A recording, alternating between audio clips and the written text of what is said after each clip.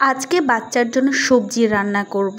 সে যেহেতু মাছ খেতে পছন্দ করে আর আমি প্রতিদিন একটা করে মাছ রান্না করি, সো আজকে সবজির মধ্যে আমি মাছ দিব। অন্য সময়ে আমি মাছটা ভাজি করে আলাদা দিই, বাট আজকে মনে হলো একটু সবজির মধ্যে মাছ দিয়ে দিই। আজকে সবজিটা ছিল বাড়ির গাছের পুঁই শাক এবং লাউ রান্না। তো সেটাই আমি প্রসেসটা সম্পূর্ণ দেখাবো।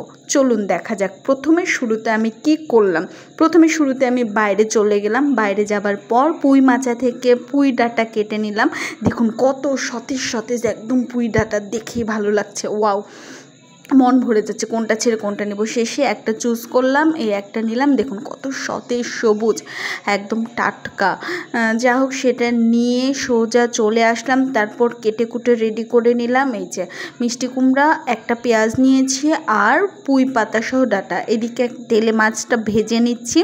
যে ভাজা মাছটা উল্টে খেতে জানি না আর কি, মানে উল্টাইতে জানি না, বাট আমি পারি। সো উল্টে পাল্টে ভেজে নিলাম এবং এইদিকে আমি রেডি করে রেখেছি মশলাগুলো। এটা হলুদ, তারপর এটা গরম মশলা, এইটা জিরা, ওটা সামান্য একটু মরিচ আর রসুন বাটা। তারপর এই যে সবজিটা আমি সুন্দর করে তো ধুয়ে নিলাম আর কি। ধুয়ে তারপর যে মাছটা তুলে নিয়েছি সেই তেলে আমি সবজিগুলো ছেড়ে দিলাম। একটু নেড়ে চেড়ে এর মধ্যে লবণ দিয়ে দিলাম। লবণ দেবার পর আমি মশলাগুলো দিব কিছুক্ষণ পরে।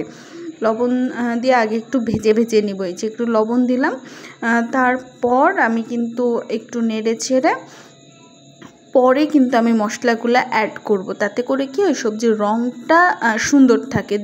দেখলে নি আমার সবজির রঙটা একদমই কিন্তু এই কালারই থেকে গেছে। যাক, এবার আস্তে আস্তে সবটাই অ্যাড করে দিব। কালার ঠিক রাখার জন্য আপনারা এই প্রসেসে রান্না করতে পারেন। আর বেবি ফুড যেহেতু একটু তো মানে দেখতে সুন্দরও হইতে হবে, প্লাস হাইজিনিক হইতে হবে। হাইজিন তো মাস্ট আর কি। এরপর সব মশলা দিয়ে দিলাম। একটা বেবি সবজি খেতে পছন্দ করবে কি করবে না এটার উপর কিন্তু অনেকাংশে ডিপেন্ড করে রান্নার স্টাইলটা। যাই হোক, বাকি পানিটুকু একটুখানি পানি দিয়ে দিলাম। পানি দিয়ে একটু নেড়ে চেড়ে এটাকে একটু ঢেকে দিতে হবে আর কি। যেটা বলছিলাম সেটা রান্নার উপরে, কারণ তারা বেশি স্পাইসি অনেক বাচ্চা, কেন সব বাচ্চা স্পাইসি খেতে পছন্দ করে না, বাট স্পাইসি খেতে তখন তারা স্পাইসিটা পছন্দ করে, বাট তখন তারা সবজি খেতে চায় না। সো আমরা যদি শুরু থেকে বাচ্চাকে একটু স্বাস্থ্যকর খাবার দিই, পাশাপাশি তারা এক্সট্রা খেলো, কিন্তু আগে খাবারটা খেতে হবে। যে ঢেকে দিলাম, আগে স্বাস্থ্যকর খাবারটা খেতে হবে, তারপর তার চিপস চকলেট যা মন চাই খাক আর কি। কিন্তু তাদের যখন পেটটা ভরা থাকে তারা আর ওগুলো অত বেশি পছন্দ করে না। যে বাচ্চারা এই টাইপসের খাবার পছন্দ করে তারা বাহিরের খাবার একটু কমই পছন্দ করে মানে কম খায়। যা হোক, এই সময় আমি মাছটা দিয়ে দিলাম। মাছটা দিয়ে আমি আবারও ঢেকে দিব আর কি, কারণ হাফ সেদ্ধ হয়ে গেছে। এই সেদ্ধর সাথে সাথে আবারও বাকিটুকু সেদ্ধ হয়ে যাবে এবং সাথে মাছটাও সেদ্ধ হয়ে যাবে। তো এই সময় আমি একটু পানিও অ্যাড করে দিলাম। তারপর এটাকে জাস্ট ঢেকে দিব।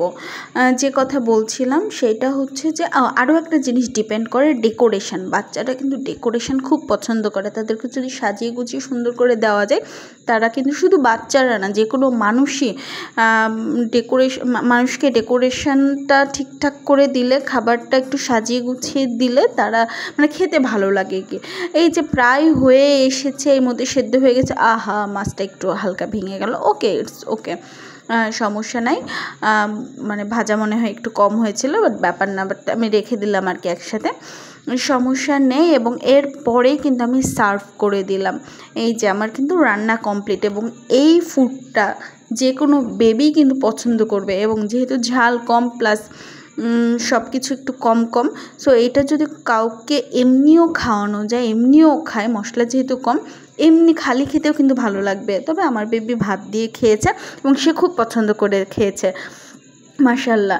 হ্যাঁ, সো আপনারা কম মশলা দিয়ে রান্না করে দিবেন বেবিকে, বেবি খাবে। টাটা, আল্লাহ হাফিজ সবাইকে।